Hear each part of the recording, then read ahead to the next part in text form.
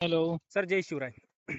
जय शिवराय. बोला. सर राज्यातल्या थोड्याफार प्रमाणामध्ये पावसाला सुरुवात झालेली आहे, परंतु राज्यातला असा बहुतांश भाग आहे की शेतकरी पावसाची वाट बघत आहेत आणि हं. अद्यापही शेतकऱ्यांना म्हणजे त्या भागामध्ये पाऊस पडला नाही. मग ज्या भागामध्ये अद्यापही पाऊस पडला नाही त्या भागामध्ये कधी पावसाला सुरुवात होणार आहे सर?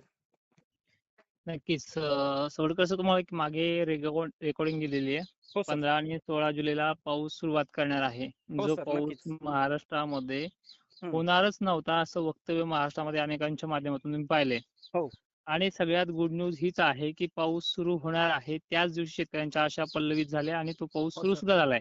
हो. त्या दिवसापासून म्हणजे 15 जुलैपासून पाऊस सुरू आहे. 16ला बी पडलाय आणि आज 17ला तो अनेक ठिकाणी पडणार आहे. तो भाग हो म्हणजे सर. हो. अकोला, अमरावती, हं. जळगाव, मालेगाव जो आहे, नाशिक क्षेत्र, हां. छत्रपती संभाजीनगर, जालना, बुलढाणा हां, हां. आणि संध्याकाळपर्यंत मराठवाड्यातल्या प्रत्येक भागांमध्ये पावसाला आजही सुरुवात होणार आहे आणि तो पडणार देखील आहे.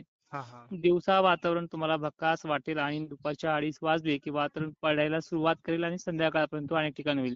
हो सर. खरं तर पावसाची जी काही प्रणाली आहे ती 20 तारखेपर्यंत विकसित होणार नाही हे तुम्ही आतापर्यंत ऐकले. हां. पण ह्या 20 तारखेच्या आतच महाराष्ट्रामध्ये काही ठिकाणी डबल डबल पाऊस पडेल आणि काही ठिकाणी सुरुवात देखील चांगली होऊन तो भाग व्यापला जाईल. हो सर. पण एवढ्याही लांब तुम्हाला नेत नाहीये. आजच्याच तारखेला 17 जुलैला महाराष्ट्राच्या काही भागांना मोठा पाऊस तर काही ठिकाणी पिकांपुरता दिलासा मिळणार आहे. हां. 18 तारखेपर्यंत महाराष्ट्रातल्या सर्व जिल्ह्यामध्ये पाऊस पुन्हा नव्याने चांगली सुरुवात सुद्धा करणार आहे. हां, हां. आता विश्लेषण करेल प्रत्येक तालुक्याचं, प्रत्येक जिल्ह्याचं, हो की सर. कोणत्या भागात कशी पद्धत पावसाची आहे. हां. आज सकाळपासूनच मुंबई, नाशिक जिल्ह्यामध्ये पावसाचे ढग घोंघावतात. आज नंदुरबार, शहाद्यामध्ये सुरुवात होणार आहे. जळगावला सुरुवात होणार आहे. बुलढाण्याला होणार आहे.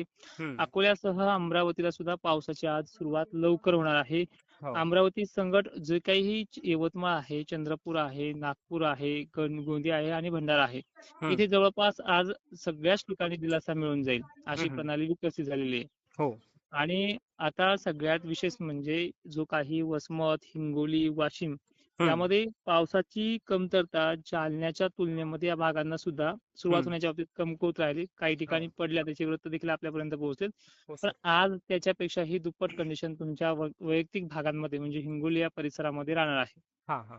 दुसरा म्हणजे जो काही नांदेड, परभणीचा, पुण्याचा पालम पट्टा आहे, माहूर गड परिसर आहे, लातूरचे सर्व तालुके आहेत, तिथे देखील संध्याकाळच्या रात्री 11-12 वाजेपर्यंत दाखल होऊन जाईल. हं. त्यामुळे दिवसा 4 वाजता, 5 वाजता कमेंट करणं चुकीचं ठरेल.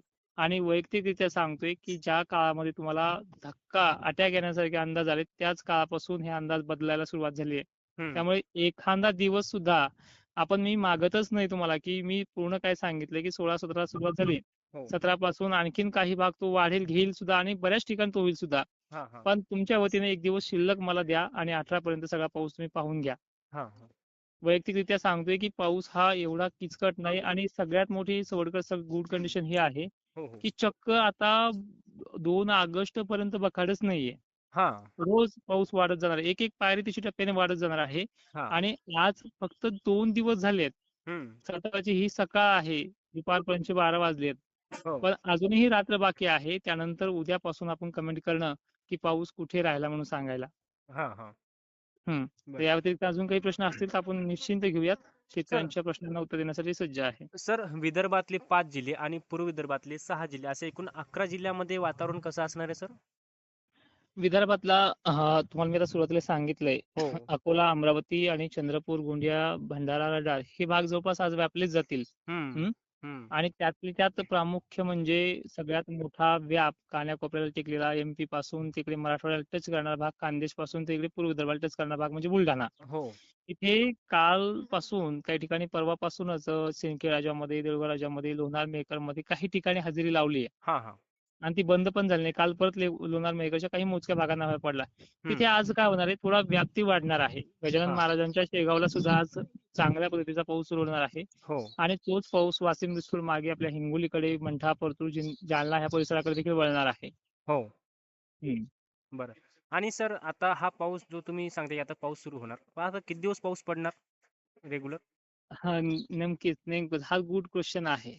हं, हं. आता खरं तर सुपर एलिनो एकीकडे आणि हं. तुम्ही पाहताल 15 दिवस जर पाऊस उघडला तर आपण मानूयात ह्या लोकांना सुद्धा हो की सर. सुपर हां. एलिनो म्हणून. हां, बरोबर आहे. पण एक विषय असा आहे की तुमचा 2 ऑगस्ट पर्यंत पाऊस हा उघडणारच नाही. रोज चालूच राहणार आहे. आणि हा जसे जसे दिवस येत आहेत तसं तसं त्याचा जो भाग घेण्याचा जो काही प्रणाली आहे ती हा पण वाढत जाणार आहे. सत्राला या 2 दिवसात जेवढा भाग घेतला नाही तेवढा एक त्या सत्राला तो घेणार आहे संध्याकाळपर्यंत. सर, मोठ्या प्रमाणामध्ये शेतकऱ्यांची एकच कमेंट येत आहे, की सगळे हवामान अभ्यासक महाराष्ट्रामध्ये जेवढे हवामान अभ्यासक आहेत, ते सर्व सांगत होते, की पावसाचा असा खंड वगैरे पडणार नाही. मग हे कसा पडला सर पावसाचा खंड? गुड क्वेश्चन आहे. या प्रश्नाला हं. मी खूप चांगल्या पद्धतीने उत्तर देऊ शकतो. हां. मला एक सांगा, हं. यंदा सरळ सरळ दुष्काळ आहे असं हो, हो. वक्तव्य केलं जाते. हां, बरोबर आहे ना. नाही, महाराष्ट्र सरकार तर दुष्काळ सांगत आहे ना? हा, राईट. मला एक सांगा, पाऊस हां. उघडला कधी 8 जुलैला हो, बरोबर आहे. आणि सुरुवात कधी केली 15 जुलैला. हो सर. हं? हं. ठीक आहे. मग गेल्या वर्षी पाऊस काळ खूप चांगला होता, सगळ्यांनी पाहिलाय. हो, बरोबर आहे. मग 2 जुलैला 3 जुलैला जो पाऊस गेल्या वर्षी 2025 मध्ये उघडला तो आलाय 20 जुलैला. हां. तेवढा तर गॅप त्याने घेतलाच नाही ना. हो, हो. हं? आणि हं. अजूनही तो मी काय म्हणतोय, अजूनही ह्या 2 दिवसात आपण बघा, हां.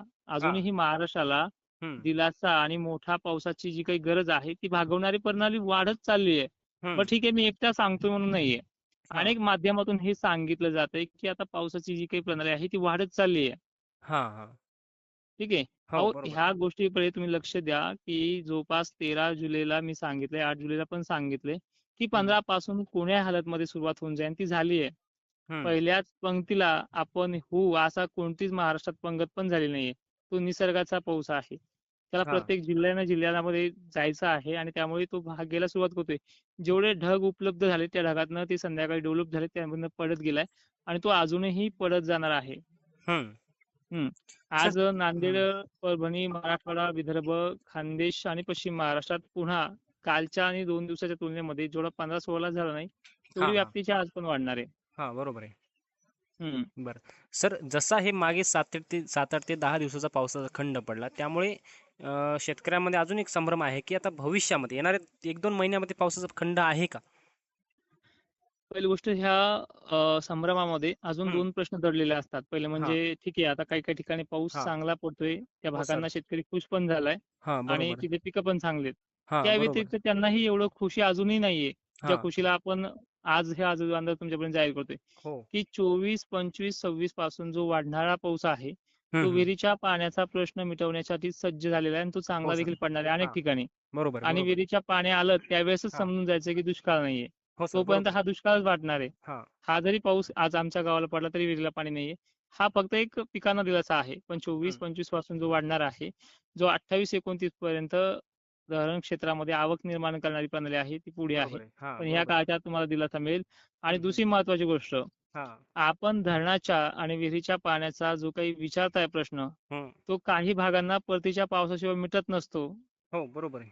ठीक आहे.